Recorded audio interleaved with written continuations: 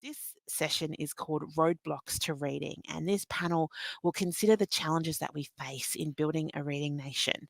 National literacy and reading rates are declining, as Anna pointed out, along with the number of adults and children who are reading for pleasure. But why is this? It's obviously complicated, and it's possibly not what you expect. This panel will be chaired by Dr. Jan Zwar, the Faculty Research Manager for Macquarie Business School.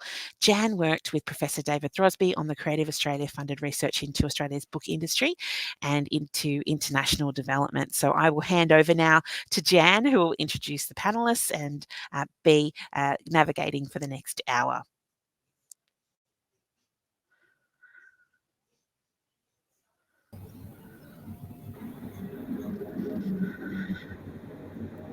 Hello. Hi.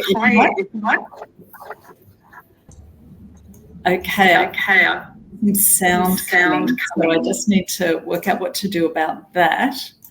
But in the meantime, I would like to welcome our terrific panel. Thank you very much for joining us. And I would like to start by acknowledging the traditional custodians of the land on which Macquarie University stands, the Wallumattagal clan of the Darug Nation, whose cultures and customs have nurtured and continue to nurture this land since time immemorial. So I pay my respects to elders past, present and emerging, and thank you. And now I'm going to introduce our panel members briefly. There's a longer intro on the panel, but I'm going to give a brief introduction and then just invite them to introduce themselves. So Anita, I'm going to start with you. Anita Planchon is the Director of Strategy and Engagement at Libraries Tasmania. She has oversight of Tasmania's whole of community strategy for adult literacy and numeracy, 2610, and responsibility for the continual improvement of Tasmania's statewide library literacy service. And Anita, just to begin with, could you briefly describe what your role involves and a little about your background prior to taking on the role? Certainly, thank you, Jan, and hello everybody. So as Jan said, my role is Director of Strategy and Engagement, and as well as the things Jan's described there, I also have responsibility for our communication and marketing team and our policy and strategy area. So there's quite a few things that cross over, and we're very much about reading across that. Within these teams, there are people who are working to support and strengthen our adult literacy service, and we offer that within all of our public libraries around the state and also in the prisons. So we're looking at the professional learning that our literacy coordinators and tutors receive, and the way we help adults who come into our service to read, but also how that connects to the opportunities we offer as a library service to access to reading material and to encourage people from in the library space. We are serving people from cradle to grave. So I came to Libraries Tasmania with a really strong literacy focus, with an academic background in linguistics, but in fact my first career was as an Australian diplomat for nearly 2 decades, and that is actually where my interest in literacy was sparked by 2 really different overseas experiences in very, very literate Vietnam and not so literate Solomon Islands, and thinking about the impact on people in those communities, and then coming to Tasmania and discovering that literacy levels here were not what I had expected. I decided I really wanted to be part of helping to change that. Terrific, thank you so much. And next I'll introduce Ben Bowen.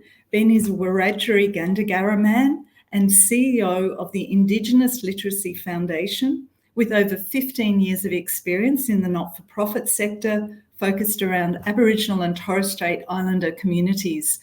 Ben, welcome. Thank you very much for joining us on Country.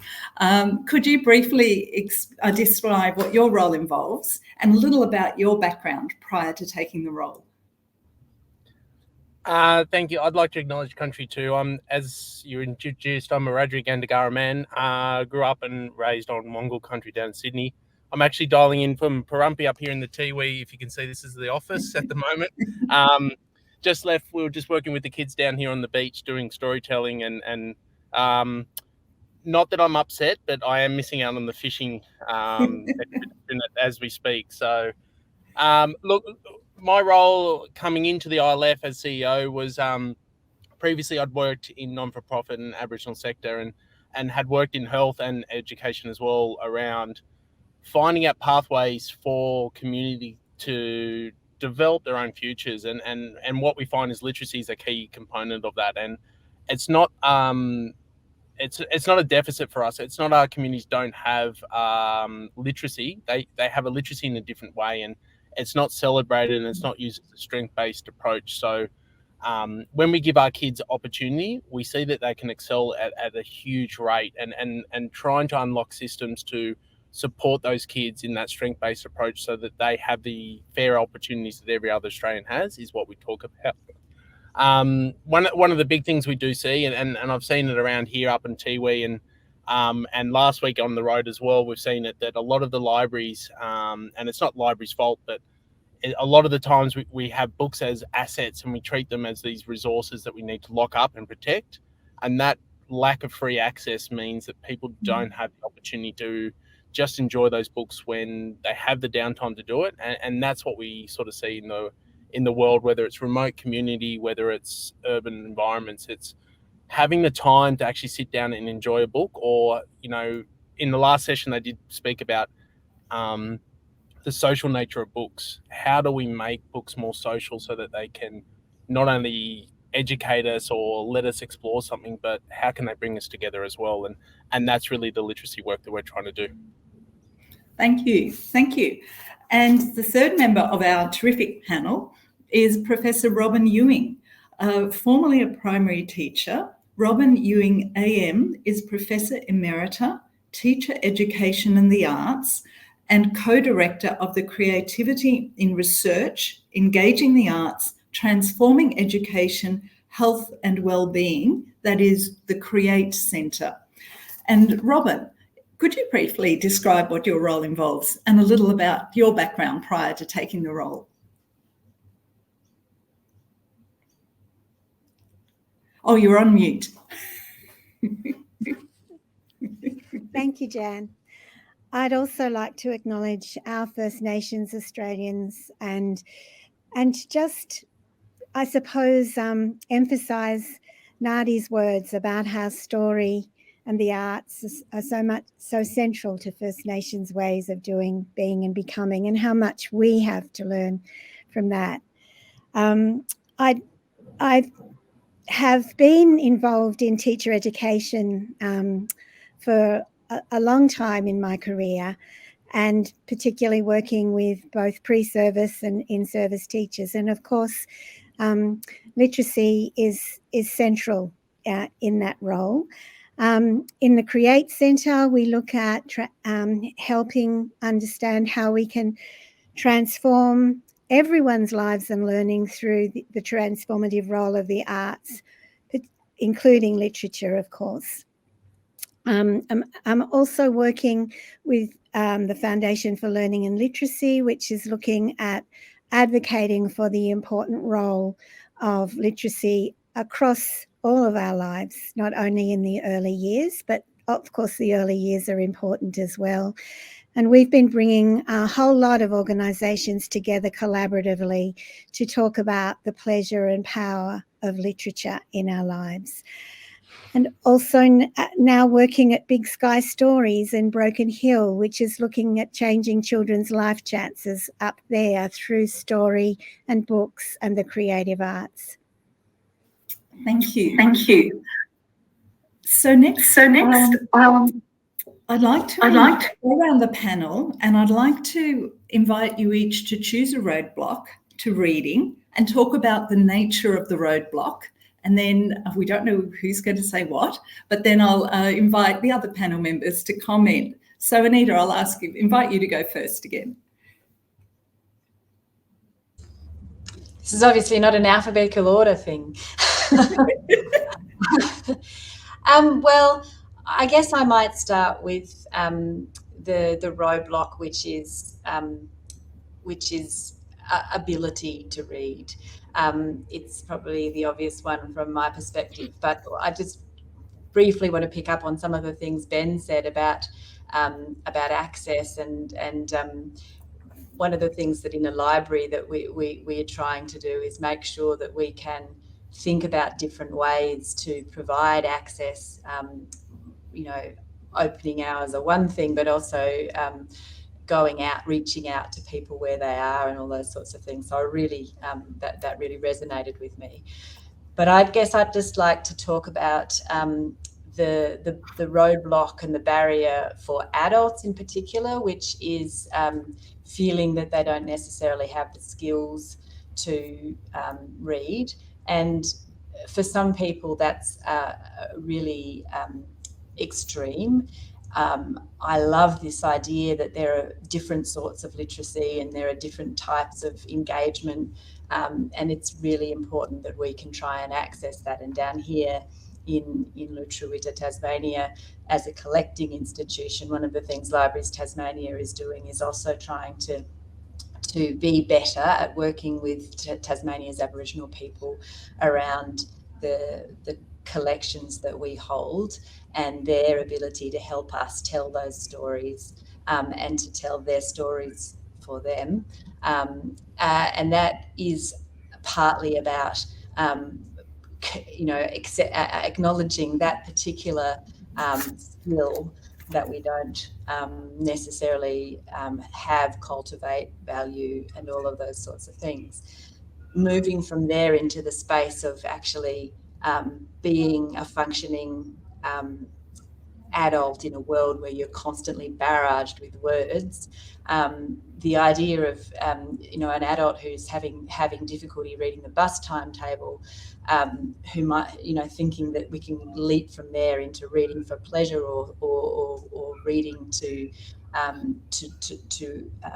listen to stories and get immersed in stories is a huge leap. So one of the really important roles of libraries and of the 2610 campaign in Tasmania is to try and break down the stigma around that, to try and provide opportunities for adults to increase their skills in ways that fit in with their complex and busy adult lives, but really providing support so that people can crack the code and actually be able to use reading in their daily lives and hopefully move on to learn to read for pleasure. And over 10 years we've had it's a very long road and it's a very difficult challenge, but the stories that come back from people who might have started to read for a very functional reason, to want to improve their skills for a very functional reason,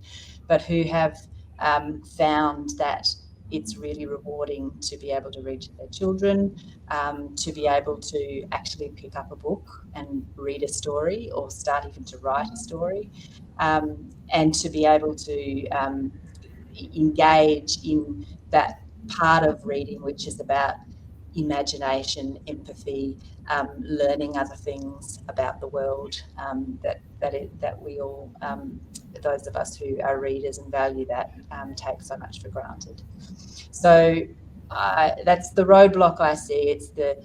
It's the fact that for many, many different reasons, there are a number of people who have become adults in our world who feel that they don't have the skills they need to be able to understand what's written on a page, and help making sure that we have a whole lot of different structures in place that can help to overcome that is really crucial.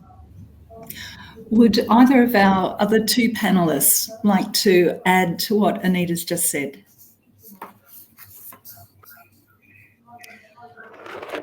There we go. Two go. Let's go with Robyn and then Ben. Thanks.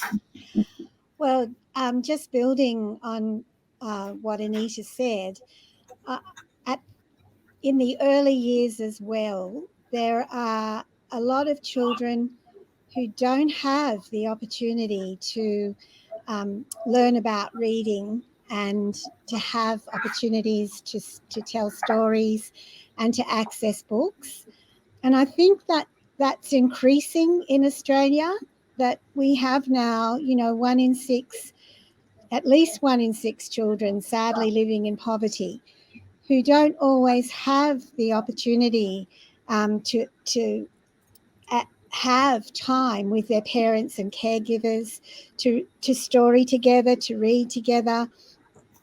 And they don't always have access to quality literature, and they don't always have the opportunity to own books as well. And we know that all of those things are so important in learning to be literate, learning to be readers, and to have opportunities to enjoy the pleasure of reading. So I guess I'm just extending that roadblock out a little bit, Jan. Thanks, Robyn. Thanks, Robyn. Then over to you, and then if you want to take us on to another roadblock, you're very welcome. Yeah, look, I think it's a really important one because, like we see here in a lot of our communities, there's a real stigma about adult literacy, and it's once again it's that strength base that to put a book in someone's hand, it can be quite confronting if they can't read and write in a traditional sense using that book. But what we can see is by the work that ILF does with bilingual or putting a book into language, it's once again that strength base that someone knows a language, they know how to read a book so that they can actually tell those stories. And this is the amazing thing that we do see is literacy, we tend to market on our ability to read and write a material. What that material is, that there's a real hierarchy that sits in there, which goes to one of the roadblocks I'll talk about. But it's, you know, like I remember years ago working prior to this in technology and picking up papers around coding and that, and it was almost a different language, that my literacy was very poor in that sense, even though I could read and write in every other sense. So I think we get caught up on what people don't have so much without working on that strength. And what we did see down here yesterday is Tipper actually took us out on the beach, and obviously sea turtles are coming up and nesting, but the beach we were on, they weren't there. But he was able to tell us a story verbally while creating the tracks on a beach and then showing us what the nest would look like, and then physically showing us how you dig up and get eggs and all these sort of interaction, which is the entire storytelling that we talk about, that the skills are there, it's just not translated onto a page. And these sort of steps, and I think we get so caught up on these sort of bits that we see people with adults with low literacy that are able to participate in the world, even though our world's filled with words, because they have really strong coping mechanisms. So without looking at what those coping mechanisms and building on those coping mechanisms to then have the next part of access is critical as well. Sorry? No, I keep going. It's great.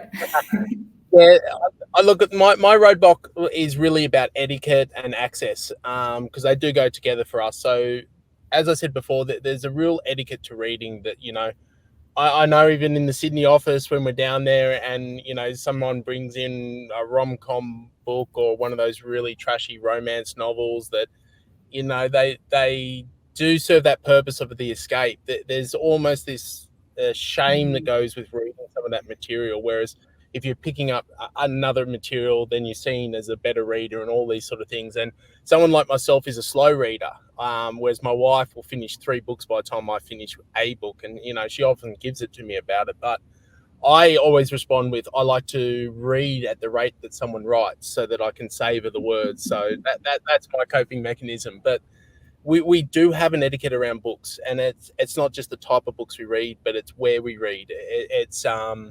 We talk about this a lot, that reading is really a solo activity, and then we socialize on the outside of that. We never actually read together. We see that in our communities, that, you know, we tell kids to go sit by themselves and read, but we, you know, in our communities, we're never alone.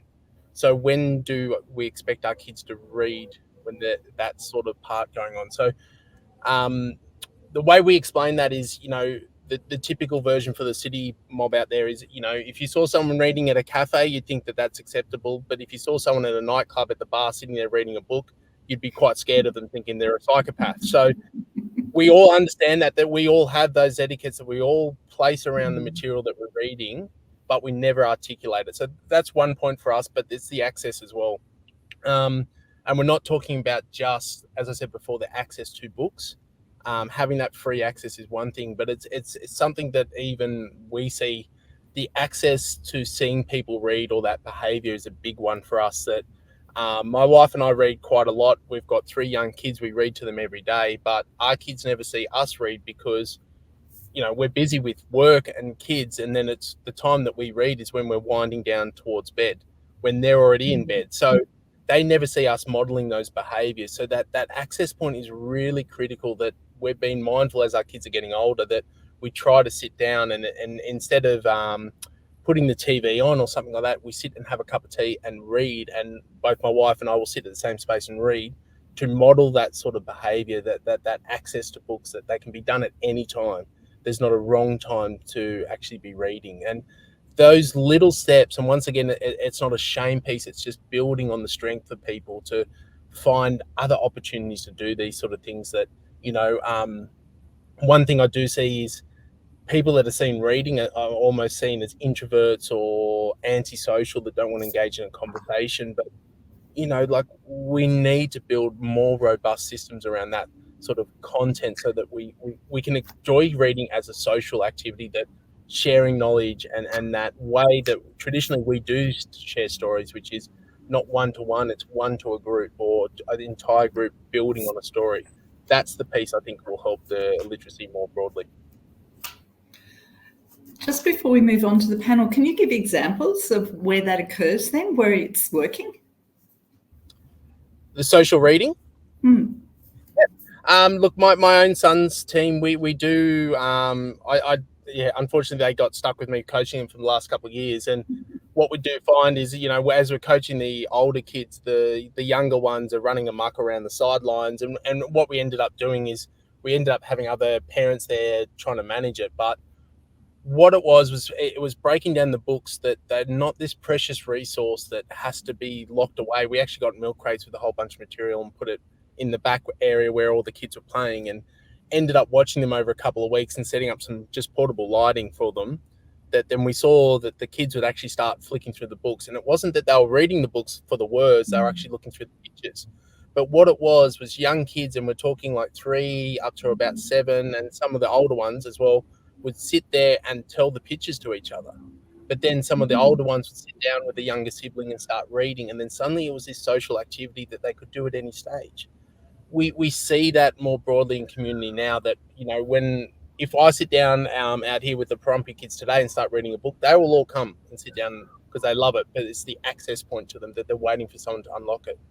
If we put books out on the mat there and didn't put a bunch of rules around them, we would see the kids naturally come out of the sun, because it is hot, and sit down on that mat and flick through. But we have this etiquette that we overlay, that if they're reading, we need to go and teach them, you know, the book opens this way, you read left to right, and then we ruin it because there's all these rules they've got to comprehend and then start to decode a book. So it's almost like driving, and I know it's probably irresponsible, like my near 2-year-old will sit in the front seat of the car and pretend to drive a car and hit all the knobs and all that sort of stuff.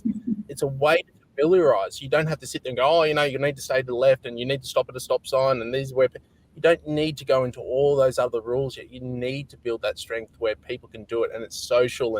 And in my neighborhood in the city, Sydney, my 2-year-old or near 2-year-old will be doing that driving, and the neighbors will come out and walk in front of the car and, you know, do all that sort of stuff and put their hand out to show him to stop. And, you know, like, it's all that interaction of building a community around the book, so the book doesn't take you away from people, it's actually bringing you back to them.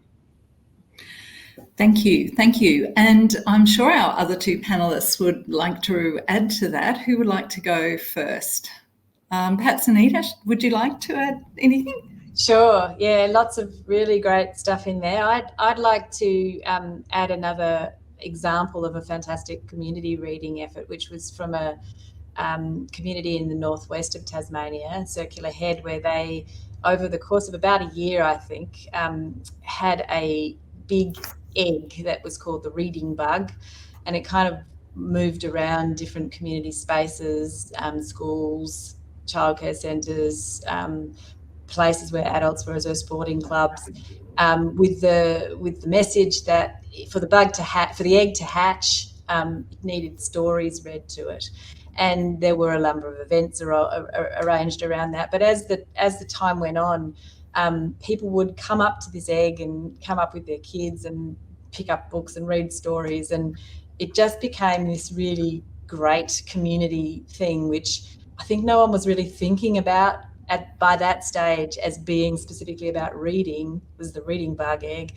And then eventually the egg hatched, and the bug was born. But it was such a beautiful example over quite an extended time of a whole community coming together and starting to feel comfortable about reading in a whole lot of different situations. The other thing that resonated to me there was that kind of exposure argument. So I also teach swimming, and that's another space where you can really see that kids who have had fun in the water, who have been allowed to splash around and play, even in shallow water, and of course under very good supervision and all of those sorts of things. You don't actually have to be starting to teach the skills right at the very beginning, because you've got to have that exposure and that engagement. And then when you start to teach the skills, which you do need to, again, swimming, like reading, does need some explicit instruction, but that initial exposure and that sort of comfort with the thing makes a huge difference. And reading is the same. I really agree with that. The final thing I would like to give a plug for is book clubs. So I think there is a really great thing to be said around a whole lot of different types of people coming together to have different sorts of reading experiences together, and libraries can facilitate that. And we a few years ago took the fees off our book club sort of structure and made it possible for people to get books. And what we've really been trying to think hard about is that idea that this isn't about stigma. It doesn't have to be a certain type of fancy book. It can be absolutely anything. And it's really important that there's an opportunity for people who might prefer to read non-fiction or want to read books about sport or other things, can actually come together and enjoy that as an experience in a group. And we know that some book clubs, read the book and are quite rigorous about discussing the book, and other book clubs just come together and sort of talk about the themes in the book or the stories in the book, and some come together and have a meal and move on, but there's still a feeling that that reading can be shared even if you happen to do it on your own. So I think that's a really important thing that we can all help promote. Thank you. Yes, I was a member of a book club which someone characterised, what are you reading? And someone said the label on the bottle of wine, which was... Robyn, would you like to respond to that and then tell us about your chosen roadblock? Well, just building on that with another example, and this time again from early years. Jane Vaughan, the co-founder and co-director at Big Sky Stories, was given some funding to visit a number of playgroups in Broken Hill. And she would go with a big basket of books, finger puppets, and a rug to spread out, and just in a corner of the room just begin reading. And it was wonderful to see how both the children, from little ones to almost ready for school, would start to creep towards the reading that was happening there and join in, and how also the parents and caregivers also started to come and sit around the edge, and to see Jane modelling that connection and that enjoyment of story, as both Ben and Anita have said, is the start of just understanding that reading is about meaning making in lots of different ways, and how that just became so infectious. And the playgroup leaders also were really valuing that opportunity and talked about the way that changed the nature of those playgroups in a very short time. But just to perhaps raise another roadblock, I guess it's sometimes the feeling that once you learn to read when you're 5 or 6 or 7 and 8 or 8, you'll have that skill forever, that it's something that once we attain, we'll always have. But in fact, as we've already talked about, there are so many different kinds of literacies in a sense, and we have to keep learning, I guess, about how to read in different sorts of texts, and Ben, you've already referred to that. I guess that might be one of the reasons, and the roadblock that's already been mentioned around time, that people will say, I don't have time to read, or they assume that someone who's learnt to read early can already read different kinds of texts, etc. So I think it's about perhaps changing that perception. Perhaps that's why we have, so many adults over 40, who have low literacy levels, that they haven't seen it as an ongoing process, or they haven't enjoyed the process, and so they haven't, kept it up. Would our other chairs comment on that? I'm sure you both would. Ben, do you want to go? Yeah, look, I think you're absolutely correct, and I think it's a case that we talk about the work we do in ILF around bilingual books or bringing in home languages, primary and secondary to English. English secondary to it. It's once again, it's understanding that reading, there's no end goal.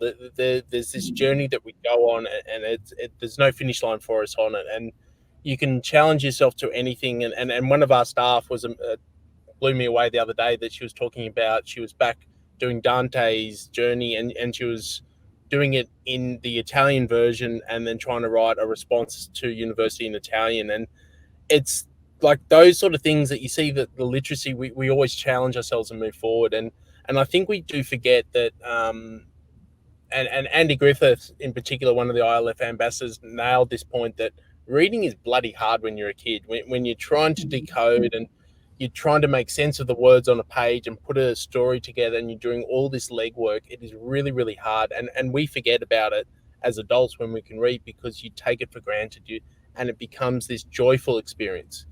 We forget that it's not that joyful experience. And I think we had this moment of realization again more recently, that my wife unfortunately had to start reading to one of our kids the Star Wars books, and she hates that sort of sci-fi and the characters, and he was correcting her on her pronunciation and reading of words because he knew the stories, and she was there like as a very avid, competent reader who couldn't read or make sense of this book. It made no sense to her, but he was able to add, so you sort of sit there, and it was this realization for her that in this sense she doesn't have the literacy to engage in that's the piece that we need to keep challenging ourselves, that we need to lose the etiquette. We need to lose this sort of judgment piece, that you get to a level and you're competent at everything. You got to keep moving forward, keep finding opportunities to grow, and that's what it is to, in societies, to keep growing and challenging that literacy. Whether you're starting or whether you're a long way ahead, it doesn't matter. You just keep challenging yourself and looking for ways to improve, because that way you put less shame on someone who's improving at a lower rate or a faster rate or anything like that. Thank you. And Anita?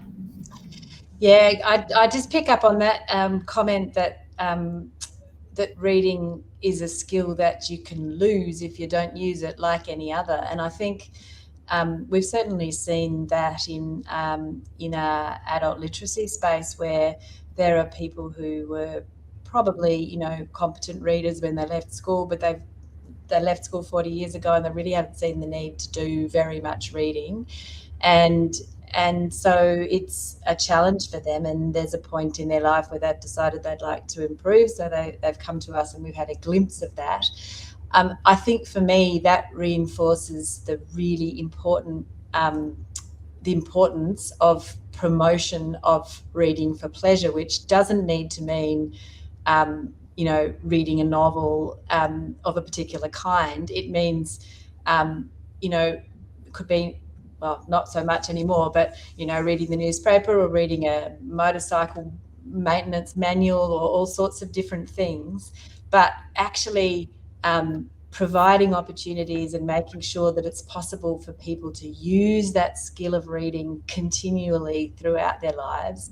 And it's not necessarily about putting aside that chunk of time out of your busy life, although that clearly is an issue. As if we look at sort of declining increasing amounts of sort of work hours and other things, obviously that's an issue. But in the early years in particular, we talk to parents about the value of talking and reading to kids about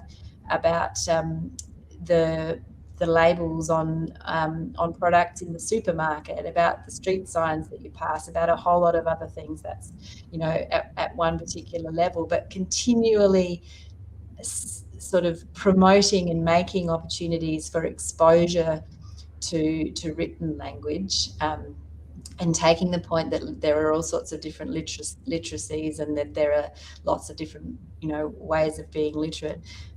Just thinking about that text-based literacy and the challenge, making many opportunities to continue to use those skills is really, really crucial.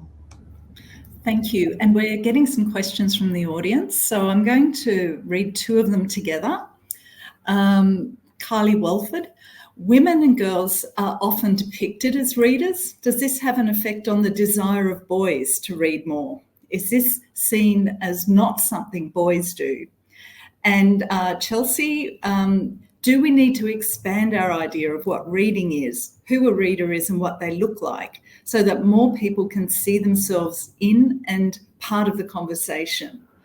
Ben, I think you mentioned your son, so I'll go to you.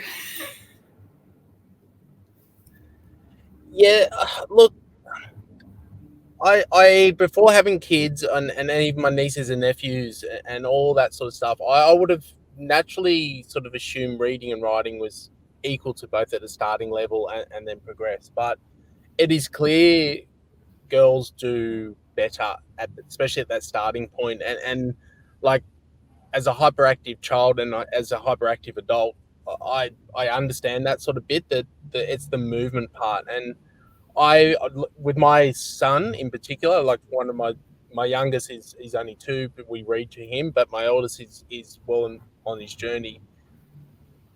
It infuriated me that for him to have a conversation or tell a story, he had to walk around a space while he did it. Like, the movement helped him. And for us to sit down and learn to read stuff with him, it was really frustrating, and you could see the movement needed. So we actually started with him to go out and walk around while he did a reader. And basically my job was to make sure he didn't trip over anything, but that movement actually helped him participate. That we found a typical classroom setting didn't work. And I don't think it's a gender thing. I think it's an individual child characteristic thing, that I don't think the boy-girl piece works across, but I think it's that individual child finding ways for them to engage in books is really critical. I mean, the other way we do this is it's bringing books alive. And when we talk about books, like most people, I don't know, most people in the line probably know what a yabby is, but when we were kids, the white kids down the road would go and use string and like bait and all that sort of stuff and pull the yabbies out. We used to play rock, scissors, paper, and whoever lost would have to stick the big toe or your finger down the hole and it'd pinch on, and we'd pull them out. And we'd tell about all these stories and all that sort of stuff. So for us to find a book that is talking about that, and then for us to go out and explore it in the real world, that cements some of that, and then they've got a context so that when they go back to sit down and read, they've got an real experience to bring it back to. I think that's what's missing in the classroom, because I know my son in particular, he had a book that was, Anita, you might know it as a librarian, one of the early readers. It was Cowboy Pete and Kissy Jane or something like that, and it was American cowboy and a lady who worked in the milk bar, and they were making loving eyes across each other, and it was done in the old cowboy era, and in the end, you know, the whole town gets together and then they're kissing at the end. And my son, as a 6-year-old boy in the city in Sydney, had no idea of the context, not interested in girls, not interested in any of that sort of stuff, who is then trying to figure out words and look at pictures and decode a world that just wasn't relevant to him. So I think that's the piece, is making content that's relevant. I think it's making content that kids want to pick up. I think it's paying attention to not to what we direct kids to, but what are kids directing themselves to. And we're seeing an interesting thing, and this is where we're seeing gender is not the key part, is the Matildas have just done an amazing job in the World Cup. My son and daughter have got Matilda jerseys. My son, who didn't want girls on his team 2 years ago, is now, when him and his mates play, you know, they're all Sam Kerr and all this sort of stuff, and they're loving it. He's now gone on the last school book club. He's gone and got Sam Kerr's book to learn skills. So he's now reading her skills book so he can learn how to kick a ball more like Sam Kerr does. That's the piece we're looking at. It's not this gender, and I don't think we need to be so binary on our thinking on it. I think we need to allow kids to have that opportunity to choose, to direct us, and then we help them unlock that piece. Thank you. We've got questions coming in, so I'm going to keep moving along. And the next one is, with kids spending a lot of time in early learning centres away from their families, are we looking at whether there is quality reading materials and positive reading modelling in the early learning centres? Robyn, would you like to start with that one? Definitely. I think it is absolutely essential that children in early learning centres have quality and as Ben said, a rich variety of texts, as well as lots of opportunities to tell stories and share stories. And the modelling from the educators in early learning centres is really important as well. So I think the point that Ben made too about children needing to be able to see themselves in the stories and books that are shared with them is really important, and the opportunity for them to see their own languages being used in early learning centres is also really important. That means we really have to make sure all our educators in early learning centres have that understanding of the importance of storying, the importance of sharing quality text, and the importance of talking about texts and helping them see the links and connections with their own lives. And Anita, would you like to add to that?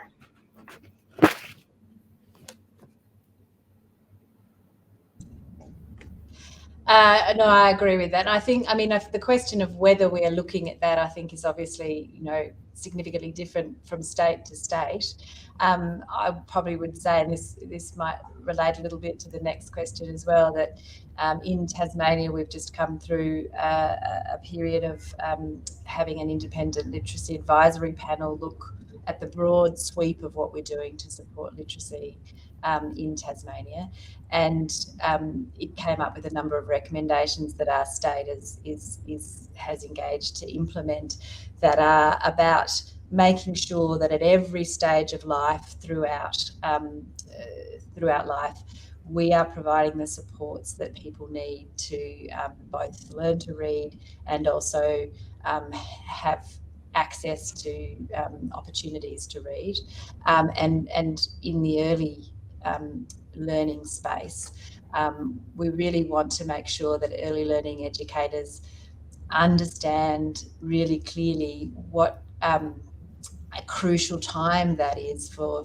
young people's early language development, in laying the foundations for being able to read, and with things like vocabulary, access, engagement to vocabulary and oral language, development of oral language, but also starting to have sort of an understanding and appreciation of sound and rhyme and those kinds of things. So I think that having quality reading materials is important, but early learning is a space where, what we want there is that exposure that Ben was talking about earlier, that being able to play with books, to sort of look at them in any way you like, get used to them, understand that they are a thing that that can be fun and can be enjoyable. Thank you. Okay, Nicole Commons has come up with a lively question, which I'll put to all the panel members. Is silent reading lessons something we need to put to bed? Should it be replaced with a more structured reading, such as literature circles? So we've already heard, yes, learning to read is hard work and silent reading can be a slog. Who wants to start with that one?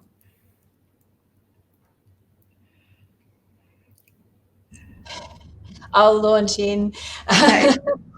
Look, I'm happy to say that I think there's a huge amount of evidence now that reading is not something that we naturally acquire. We don't just pick it up. Oral language absolutely is. Storytelling ability absolutely is. But learning to read, there are a number of elements that need explicit instruction, and that what we want to make sure in our education systems, and certainly in Tasmania, is that we are equipping all our educators to deliver those elements in a very explicit way. What that doesn't mean is that it needs to be boring. And this is where I think the conversation often gets off track. You can deliver a structured and systematic approach to literacy and make sure that children are getting all of the elements they need, or adults for that matter, without making it boring. And that involves continuing to have that environment where reading is something that can be fun and can be pleasurable. But I do think some structured instruction, it doesn't hurt anybody, and it helps the people who haven't been getting what they need in the past. So that is absolutely the direction that we're going in Tasmania, and we hope that it's the direction everyone's going in. Okay, should we go to Ben and then to Robyn?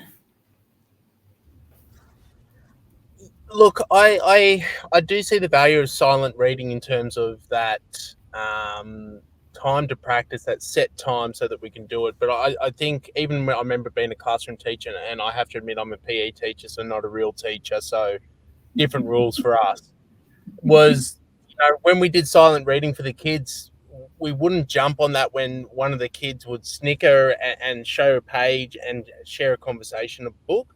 Whereas that was very frowned upon in a lot of the schools we worked in, that it was, no, it's silent reading, you don't talk, you sit by yourself. So allowing that crossover is really important, because then it is that enjoyment. And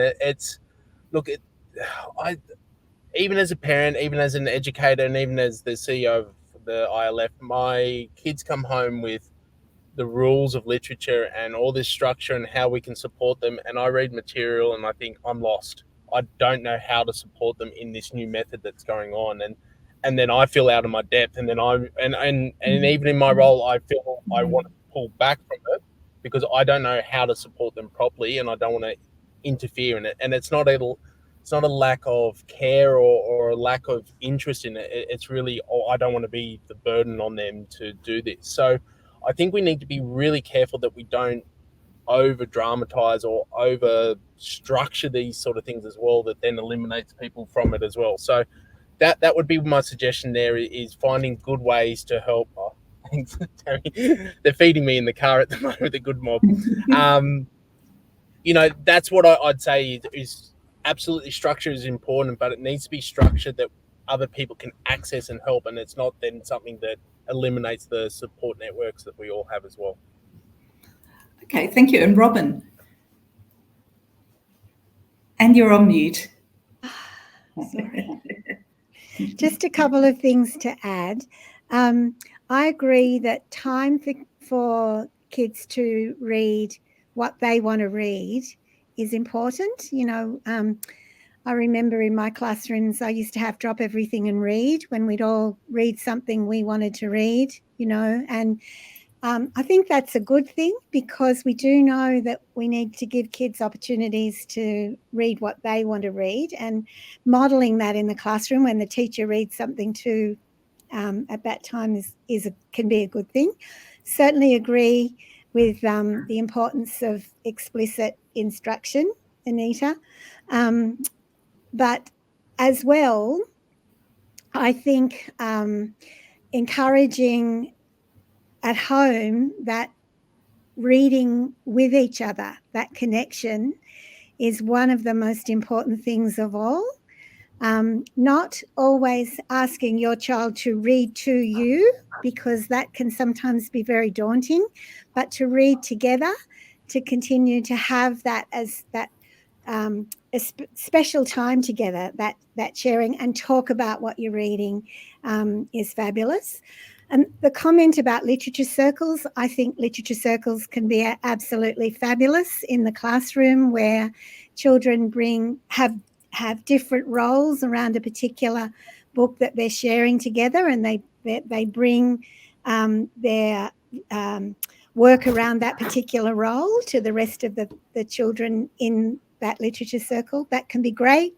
Readers' theatre, where you're working together to turn a story into a group storytelling experience. All of those sorts of things, where you're having that joy of working together and playing with text, playing with how you read the words. All of that can help you see the joy of reading. Thank you. Now we have a question from Heather Gallagher. As a former bookseller, parents would say their kids only read GNs, which I assume is graphic novels, and it was time they moved on to real books. Do you have any suggestions for combating this? Who wants to? Anita, you can see you smiling. Do you want to go first with that? Well, I think as a bookseller, I'm not sure I can give you advice as a bookseller, but I think we've touched on this a lot. What we need to do, as a whole society, is move away from the idea that there's only one sort of book that is valuable to read. And graphic novels are, very much more valued in some other societies than ours. I'm thinking of France, for example. There's a whole sort of structure around them, and people are very proud to show off their collections. What we need to do is destigmatize any particular sort of book. Graphic novels have a fantastic role for engaging people, not just young people and beginning readers, although they are great for that, but they are an art form in themselves. They're a form of literature. But so is a flyer that you might get in your letterbox, or a whole lot of other things. Completely support what Ben said.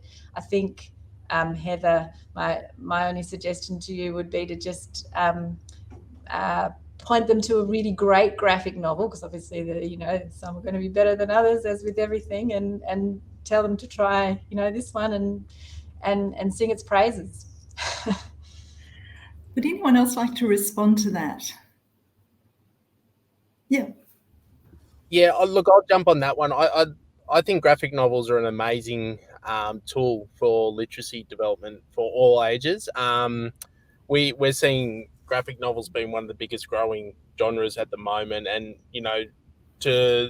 I walked up with my son to Kinya Kunya in Sydney, and to see their collection there is just mind blowing. That you see the lights go on for them, and they just gravitate to it, and there's every subject that is covered. Every Star Wars to Spider-Man to the whole lot to Dino, like anything you can think of. And the level of text when I was reading it, like trying to say to him, oh look, this one's this is more of an adult one, or all those pieces that go through. And we're starting to see with Indigiverse as well some really good cultural assets come through these places as well. So I once again would say we need to stop shaming what people are reading and just encourage that as a strength base to say absolutely. And I think that's where libraries have the biggest strength for us, that, you know, books and specifically graphic novels are not cheap. They come at a price. Accessing them through libraries and being able to explore it without that risk of expenditure as well, and creating that social environment, because we've started with our kids that, you know, we can get access to good graphic novels and they're sharing it through their friends, and then suddenly, you know, each of them they've come up their own system who would buy what one, and then they'll share it across, and that's beautiful to watch. You know, young 8, 9, 10-year-olds just making their own world and environment around books. That's not structured. It's not dictated. It's what they want to do. That's where you need to focus on. Thank you. We're getting towards the end of our time now, and so I'm going to give each of our panelists a double question. I'd like to invite you to talk about, what do you think are the areas of greatest need, and also something that has inspired you and given you hope that the challenges we're talking about can be addressed successfully. And Robyn, I'll start with you. And you're on mute. Sorry, not doing very well with the mute, am I?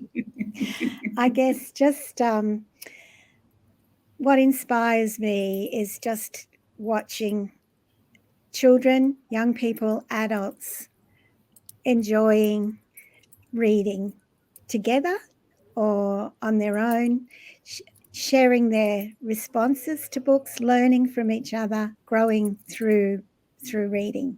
And I'm one of those people who loves to get lost in a book, you know, and can't wait for the opportunity to get back to it, but also then to have a chance to talk to others about what they thought.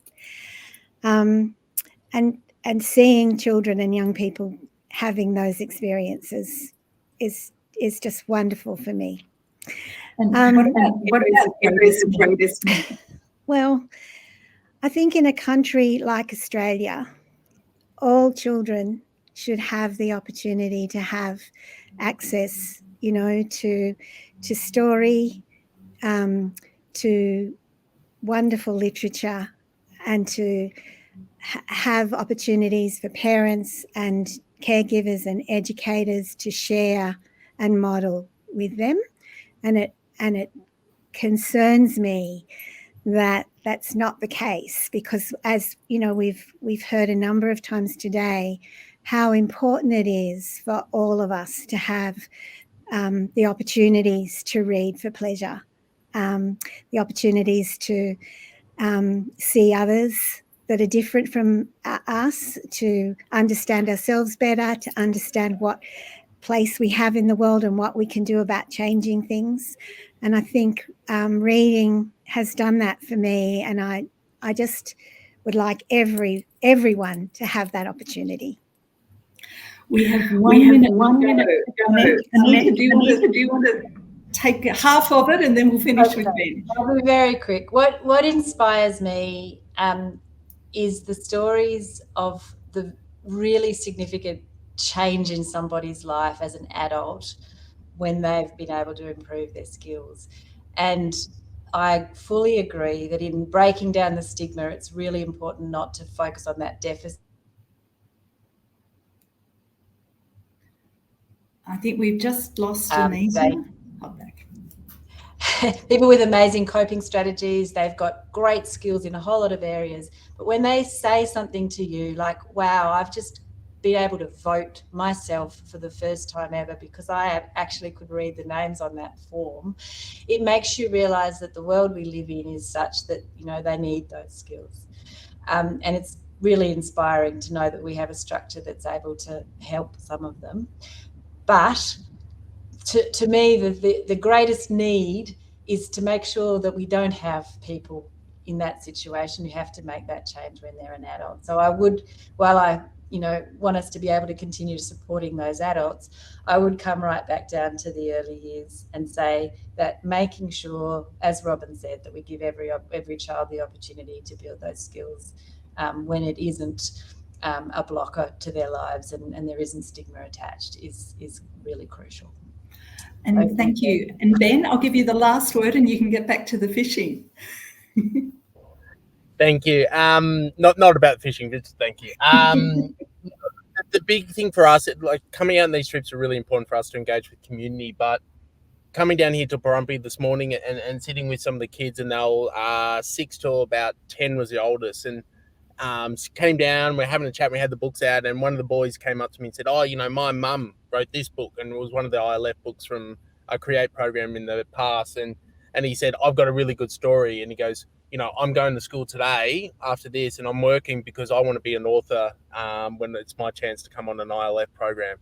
And that's what we're talking about. It is not setting really low bars for kids, is let them on this journey and let them create what they want, because our kids here are not talking about just being reading and writing. They're talking about being published authors and doing that sort of stuff. And that's where we need to focus on. So on that, I'll let you guys go. Thank you. And I think that brings our time to an end. I'd like to thank our panel and thank you all for the very, very important work and the contributions that you're making too. Thank you.